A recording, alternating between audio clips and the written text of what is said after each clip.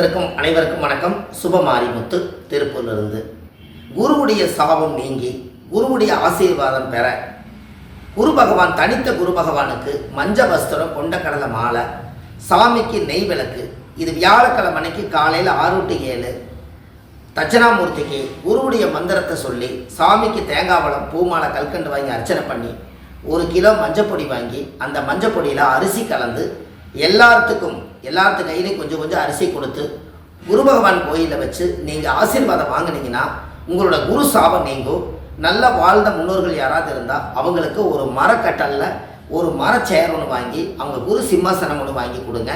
இல்லை அல்லது ஒரு வாத்தியாருக்கு ஒரு சேர் ஒன்று வாங்கி கொடுங்க.